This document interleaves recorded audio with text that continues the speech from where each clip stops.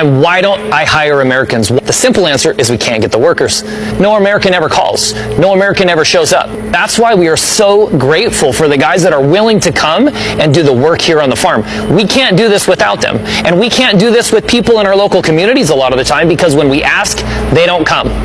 So we're extremely grateful, always, for the effort and the time and the willingness for our H-2A workers and what they do on our farm. Keith Smith says most immigration workers left after the law took effect, so this potato farmer hired Americans. Problem is, he says, most show up late, work slower, and are ready to head home after lunch. Some even quit after just one day out in the field. There's a Hispanic man that works for us, and I say, you know, he's 52, and he'll make anywhere from $70 to $100 a day. I said, if you can keep up with him and do a good job, you can make that.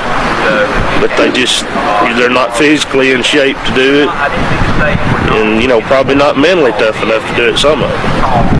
What's up, everyone? Welcome back to Global Views with Josh, where we break down the news the way it actually makes sense, without sugarcoating, without the political gymnastics, and definitely without pretending everything is fine when it absolutely isn't. So if you're new here, go ahead and tap the subscribe button, hit the notification bell so you never miss another deep dive into the state of America and the bigger global picture. All right, today's topic, wow, buckle up. Because rural white farmers across America are suddenly shocked, yes, shocked, that their farm workers are no longer showing up. After, wait for it, mass deportations wiped out the Latino workforce they depended on. I know. Who could have possibly predicted this? It's like pushing your car off a cliff and then being surprised it won't start. You want to get rid of illegal immigrants, quit eating. And that's for everybody. That's, you know, nationwide. If you want to get rid of them, quit eating. That'll solve the problem. But when only 5 pickers showed up this morning to harvest his sweet potatoes, farmer Keith Smith saw possible ruin, the loss of his $500,000 crop. They're running scared because of this new law. And you're in trouble. I'm in trouble, bad trouble. Smith's 200 acres need 20 pickers, mostly Mexican nationals. There is not enough documented people here to supply that workforce. Most of your workers are here illegally. That's sure. If they got documentation, they got a better job working for me. Fernando Aldeman, a Mexican national, has worked Smith's farm since 1992. Everybody's just scared. Yeah. Now, are you here legally? No. No. So, are you scared? Yeah, I'm scared. I'm scared, you know. Smith's pickers make about $100 a day. He supports immigration laws, just not this one that threatens his third-generation family. Why not just hire people from here? Yeah, so we would love to hire people from here. The reality is we can't find the numbers of people here. We're in a rural area, number one. Number two, this is hard work. It is difficult work. And there are lots of people that are not willing to do it. There is a clear directive from the administration that they want mass deportation. That is impacting then our labor force. Is that what I'm understanding? It's absolutely impacting the labor force, and the president said so himself. He said the aggressive raids are hurting our farmers. Somewhere between 50 and 60% of our farm labor workforce is undocumented immigrants. If we were to deport them all overnight, then that's 60% of the workforce. That means higher prices for them at the grocery store. All these damn illegal aliens taking over American jobs, it ain't right because they're all criminals, you know. That's why we need a strong leader that'll put Americans first. That's why I voted for him, because he said he's going to deport all them illegal aliens, okay? Because I'm a proud American farmer. I don't need no illegal immigrants taking over my jobs. Ain't that right, Jose? Jose? Juan? Pedro? Where did y'all go? Hey, where did they go? They left. Why did they leave? They got work to do. Because they were illegal, and you voted for the guy that wants to deport them. Not really the most stable working environment. What? But I need their cheap labor to make my thin profit margins to make sense financially. Well, you should have thought about that, because now you're going to have to hire Americans, and they're going to unionize and ask for higher wages and eat into those profit margins. But are you saying that I have to face the consequences of my own actions? Because we can't afford this. We're all going to be bankrupt in 2 quarters. Funny how life works that way. It's Joe from Georgia, so this is news out of Texas. But folks, these are alarm bells ringing for the entire United States, and our government is not listening. Overnight, multiple farms in the state of Texas completely shut down. And the reason for this shutdown was because they have lost almost 100% of their workforce. Now, we know this is the result of the immigration raids and stricter enforcement, but the ripple effect is going to be felt all the way across this country. Now, you've got crops that are rotting in the fields. You have livestock that is not being attended to at all, and that takes a lot of personnel. And we're talking, so now we're getting every area of food to include meat. And the communities that surround these farms, those businesses and those people who depend on the income from these farms, it's creating disasters for small communities in Texas. Now, this is not stopping at Texas farms. This is going to end up all the way across America, especially in the breadbasket, the middle of the nation, because they have tons of immigrant help. But folks, the alarm bells are ringing. Your food on your plate is being affected. So you got to think about it. It won't be soon until either prices go ridiculously high or you just won't have any food to buy. So Texas farms don't have no workers? I like salad, y'all. I mean, what we gonna do? I'm not going out there. Y'all should have left them folks alone. Now look at us. We already overweight, out of shape, high blood pressure. Now we ain't got no vegetables. I am just waiting on MAGA to report to the fields.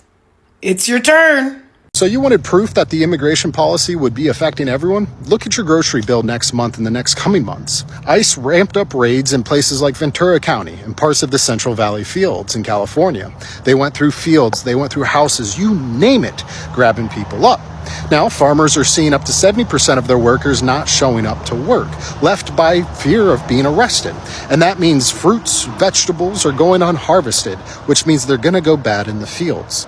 A 1/6 generation farmer put it like this: if 70% of your labor force vanishes, so does your crop. And most local workers don't want to pick these plants. And it's a real worry. Cropland is worth nearly $60 billion, and that could be at risk of going into bankruptcy, being sold off to the next bidder, and that bidder may not be an American company. That could be a problem. Workers themselves are scared. One said, if I show up to work, I don't know if I'll ever come home to see my family again. The bottom line is, this isn't just hurting farms. It could raise food prices and disrupt supply chains nationwide. Be sure to follow along as I continue to provide updates, and let me know your thoughts below in the comments. Farmers across the country say they don't have enough workers to even grow or harvest crops. The president now saying he has a solution. John Bolts, the president of the Arizona Farm Bureau, told ABC 15 the farming industry is short hundreds of thousands of workers, and if something doesn't change soon, more and more farms across the country will have to shut down. It's been a chronic work shortage. We don't have the folks to work on farms. It's causing farms to go out of business. Bolts has owned Desert Premium Farms in Yuma for more than 16 years. He relies on the H-2A program to fill the workforce gap, a program that allows farmers to hire temporary foreign workers. It's a lifeline. It's the only thing we have right now to keep agriculture working. But many say it has major drawbacks. It's a 9-month process, and then the workers that you get can only work for you temporarily and only for a couple of seasons. It's a big challenge the way the program is designed. President Donald Trump is now working on a solution to address these concerns, which were underscored in recent weeks as ICE raids at work sites have caused immigrant workers to not show up to farms. We're going to issue a form of a card or document, and the farmer is going to be responsible for these people. They're not going to have citizenship, but they'll be working, they'll be paying taxes. Bolt says allowing undocumented immigrants currently in the country to work, along with modernizing the H-2A program, is desperately needed. We need to design and build a simple, affordable, and viable seasonal and year-round program for agriculture. Well, thanks to the big orange gremlin looking motherfucker, multiple farms in Texas just shut down overnight. Why? Because ICE raids made nearly 100% of the workforce completely vanish. People ran, got detained, or flat out got scared to death and never came back. Dairy farms are in panic mode right now. Cows gotta be milked every 8 hours. And guess what? Nobody's showing up to milk these fuckers, folks. This isn't some Texas problem either. This is happening across the entire nation. ICE isn't just out here enforcing some bullshit laws. They are actively crippling our food systems with fear and chaos. You want to talk about consequences? This ain't just about politics anymore, y'all. It's about what's on your table, what's in your fridge, or what's about to be missing from your fucking store. These Nimrods aren't saving America. They're starving it. Hello, Americans who like to eat. I'm Linda, and I want to talk about empty grocery shelves. They are coming, and sooner than we think. There's a 3,000 per day immigrant detention quota. 40% of farm workers in the United States are undocumented. You do the math. Farms are an excellent place to find undocumented immigrants to detain and deport, depleting the workforce. And now, those who haven't been rounded up are afraid to show up. Let's look at just one state, Texas. According to farmers, this issue has been affecting their farms for a couple of weeks, but overnight, it bottomed out. On several Texas farms, nearly 100% of farm workers aren't showing up. So what does that mean for you? Remember Trump's comment about having $2 instead of 30? Cows are milked 3 times a day. No workers, no milk, and some very unhappy cows. What if your grocery store, instead of getting 30 gallons of milk, gets 2? 28 families will not be able to buy milk. Now extrapolate that among produce. Produce that instead of being harvested is rotting on the vine. Texas is one of the top 10 producers of 40 major commodities. It is the 4th largest agriculture producer in the nation and 2nd in animal products. And it's not just cows not being milked and produce rotting on the vine. 1 in 7 Texans works in an agriculture-related job. If farms stop working, those jobs are affected. Workers not earning money aren't paying taxes. And yes, undocumented workers pay taxes. Without money coming in, they will cut back on things like restaurants and small businesses, movie theaters, wherever they spend their discretionary income.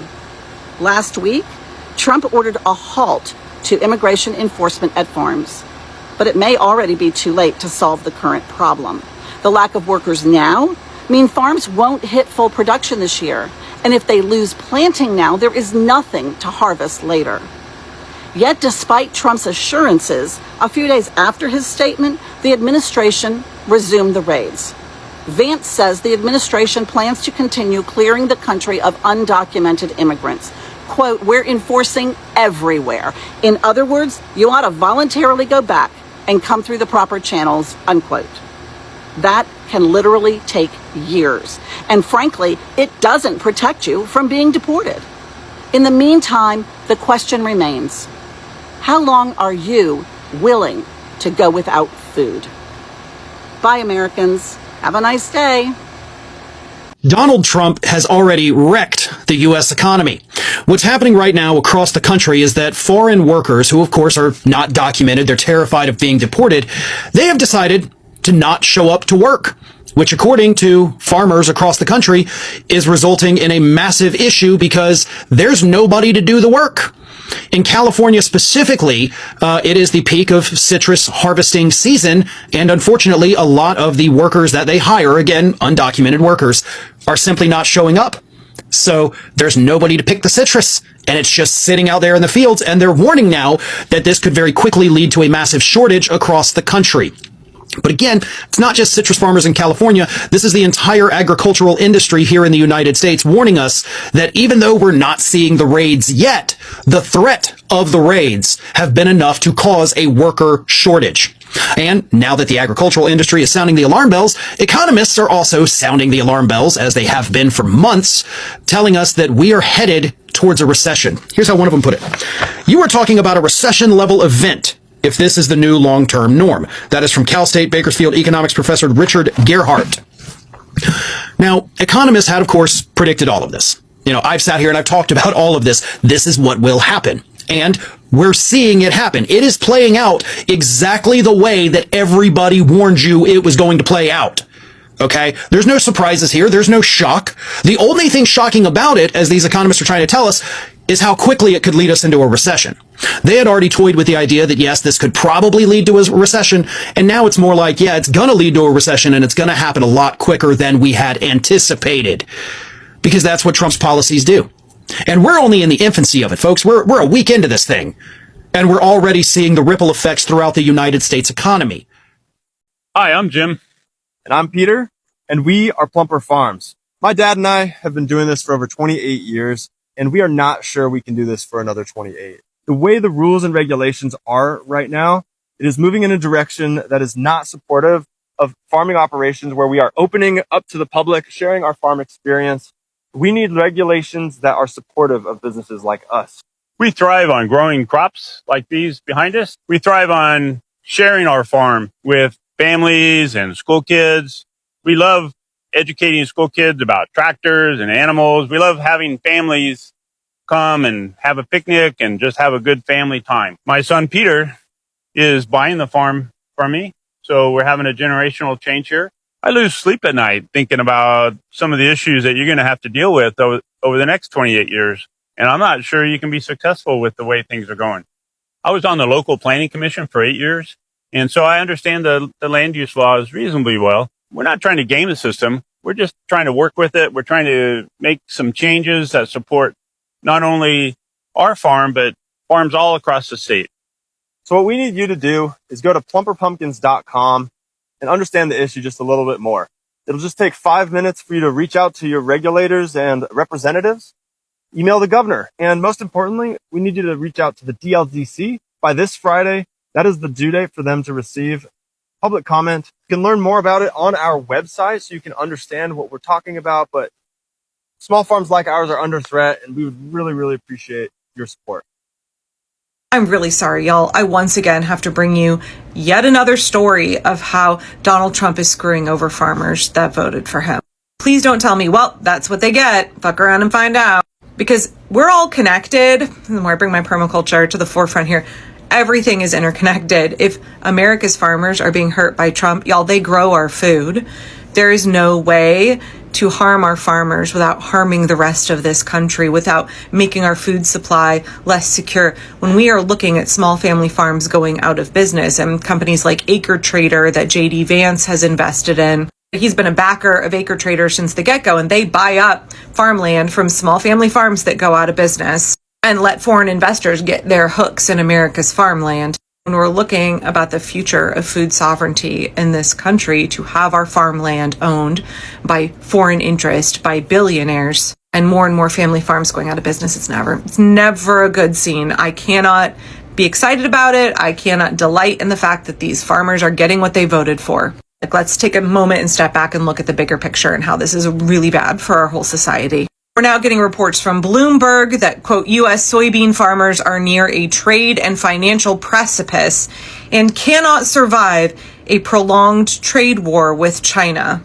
That's a direct quote from Caleb Ragland, the president of the American Soybean Association. In a letter he sent to the Trump regime last week, he urged them to make a deal with China to remove tariffs and, if possible, include significant soybean purchases. In that letter, he said U.S. soybean farmers cannot survive a prolonged trade dispute with our largest customer.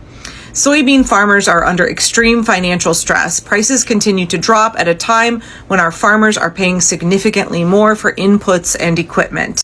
Yeah, they're paying significantly more for inputs and equipment because there are tariffs on basically everything that farmers need to function. All of their equipment, replacement parts, fertilizer. Now, way back months ago, I talked about how soybean farmers were already kind of freaking out. Cuts to USAID really impacted them, and definitely a trade war with China because the U.S. was China's number one source of soybeans. But earlier this year, thanks to Trump's chaotic tariff policy, Brazil eclipsed the United States as the number one supplier of soybeans to China. And when I talked about this back then, The sentiment from soybean farmers several months ago was like, it's okay, you guys, because he's just going to bail us out. Yeah, we understand he's fucking shit up just like he did during his first term, but just like during his first term when he crashed soybean prices, he'll just give us a big fat bailout. But that's not materializing this time. So China now has its own tariffs on soybeans coming in from the United States, right? Retaliatory. Trump has started nonsensical trade wars with all of our trading partners to our detriment. All it is doing is hurting us. It's making everything we have to buy more expensive, and it is making the things that we produce in this country less desirable for folks abroad. I've said it before, Trump is an isolationist. He doesn't actually care about improving our economy here. He doesn't actually care about America's farmers at all. The chaos is part of the point, y'all. Wrecking our economy is part of the point. Pissing off our trading partners, our allies, and closing us off from the rest of the world, that is the point. So as of right now, according to Bloomberg, China has not purchased any U.S. soybeans for any of the months ahead, and we're quickly approaching harvest. The further into autumn we get without reaching an agreement with China on soybeans, the worse it impacts U.S. soybean farmers. Y'all, U.S. soybean exports as of right now are down 81% from the 5-year average. According to Reuters, and this is what I talked about earlier, China's turn to Brazilian soybeans is costing U.S. farmers billions of dollars. The longer we are watching Trump's tariff chaos drag on, the drama that he is inflicting by going back and forth, the more we are losing any trust whatsoever with our trading partners. Right? Trump will come to a deal now, but he'll just back off on it. He'll change his mind. He'll taco on it. He'll flip-flop. There's no reliability, there's no trust that other countries can have with the United States right now, that, if they make a trade deal, that Trump is going to stick with it. So just want to remind folks one more time that the U.S. Constitution gives Congress the power to levy tariffs. Congress regulates foreign commerce. We seem to have very quickly forgotten that Donald Trump doesn't have the authority to do this. It's just that Congress is refusing to exercise their authority. They are refusing to check his overreach. Republicans in Congress are complicit. If you're a farmer and you're hurting, it's not just Donald Trump who's doing this to you. It's Republicans who are allowing and supporting Donald Trump doing this to you. And the longer he goes on with his tariff bullshit, the more our trading partners are finding alternative sources. They're making deals with other countries that they can trust to follow through. Like everything that Trump is doing in Washington, D.C., he is choosing to grab power he doesn't have. He is choosing to manufacture crises that do not exist. He is claiming emergency powers to justify his absolutely illegal actions when it comes to utilizing our service members. And it's the same thing. He is claiming emergency conditions to justify slapping on these tariffs. Do the emergency conditions resolve when he pulls them off and then reinstitute when he slaps them back on? Like, is there an emergency or isn't there one? Right. Remember, Trump has no interest in creating a functional economy in the United States. He has no interest in making America great again for working class people at all. He has said repeatedly he wants a gilded age in this country. He wants the robber barons. He wants the billionaires at the top to be extremely rich, to exploit you. He wants labor protections to be rescinded. They already have been rescinding labor protections. Wants to make it easier for employers to exploit you for your labor, to pay you less. He wants to make it easier for them to pollute. He wants big business to profit. He wants the billionaires to have control. Having small family farms go out of business so that J.D. Vance and Peter Thiel and others can buy up all of that land and consolidate all of the power, not only governmental power, not only monetary wealth, but the wealth of our land, of the United States. Land ownership is a significant measure of wealth and control. And they want all of that. They don't want us to have access to any power. They don't want us to have access to any self-determination. They don't want us to have access to any quality of life. They want to return to a time where the super rich lived like kings and the rest of us suffered. The rest of us had fewer rights, a diminished quality of life. Donald Trump is regressive. His regime is regressive. They are taking us back to a time with more suffering and less prosperity for working class people. None of this is making America great again. And I cannot enjoy any anytime I read a headline where Trumper farmers might be actually finding that fact out. I can't enjoy it because it negatively impacts all of us, right? I understand the impetus to want to be like, well, that's what you get. You got exactly what you voted for. Choices have consequences. Racism is expensive. All of those things are entirely true. It is bad for us as a society. It is bad for us as working class people. It is absolutely a win for the oligarchs who want to exploit us when family farms go out of business, when agriculture suffers. Our food security is going to suffer. Our food sovereignty is going to suffer. The oligarchs don't want us to have any sovereignty whatsoever. And I hate to say it, but there's going to be even more bad news in the weeks and months to come for America's farmers. In fact, right after I film this video, I'm going to film another one, which is more bad news for the ag sector. So here's what's happening. Across rural America, especially in deeply conservative farming regions, there's growing outrage, not because crops are failing due to droughts, not because the economy is collapsing, not because farming equipment is too expensive, but because the migrant labor force these farms completely rely on has vanished overnight. Why? Now, because new immigration crackdowns and mass deportations sweep have removed the very people doing the hardest labor. The early morning workers, the back-breaking workers, the pickers, planters, sorters, packers, the people who literally keep the farms running. And now, the farmers are waking up to empty fields and emptier labor roosters. It's an ironic situation. For years, we've had some of these same communities shouting slogans about being tough on immigration. Well, congratulations, they got exactly what they asked for. And now they're shocked that the consequences landed right on their doorstep. Now, this is what people mean when they say FAFO. Mess around and find out. For decades, Americans have, has had the quiet truth, right? The backbone of American agriculture is Latin migrant workers. No robots, not who wants to work, not unpaid interns from somewhere. Actual human beings who show up every day and do brutal, difficult work that most people would not last 48 hours doing. And this isn't some secret. Every farmer knows it. Every agricultural economist knows it. Every supermarket knows it. And every consumer who enjoys reasonable priced produce should know it too.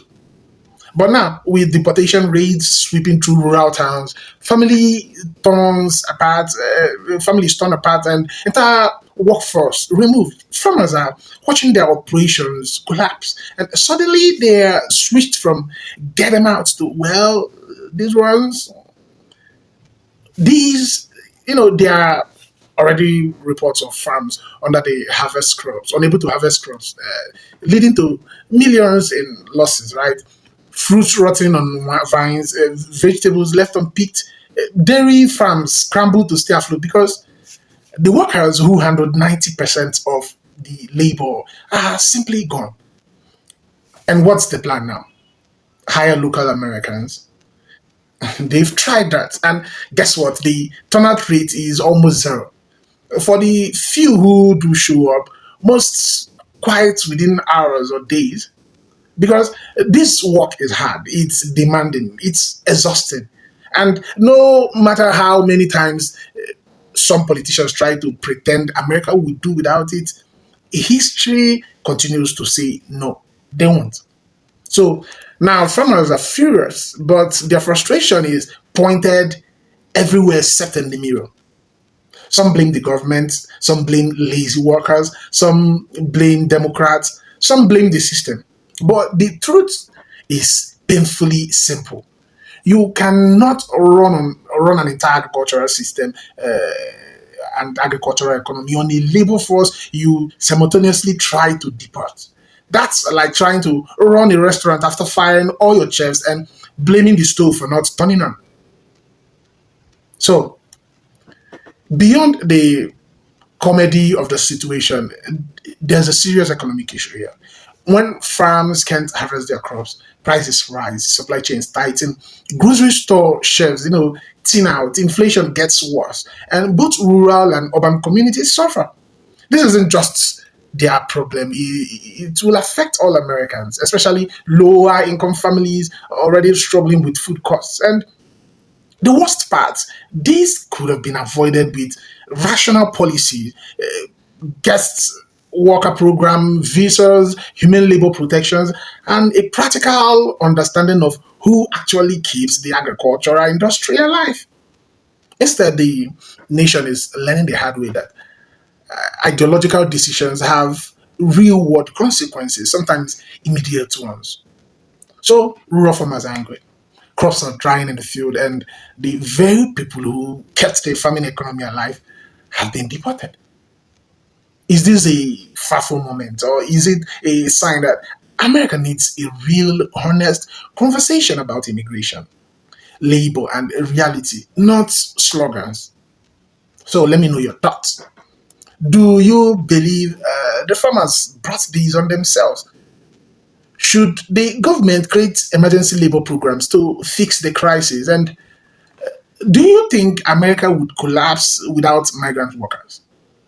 Drop your thoughts below in the comment section. I'm ready to hear all your sides of this one. Thanks for watching Global Views with Josh. Make sure you like, share, and subscribe for more straight talk commentary. I'll see you guys on the next video. Credit belongs to original creators.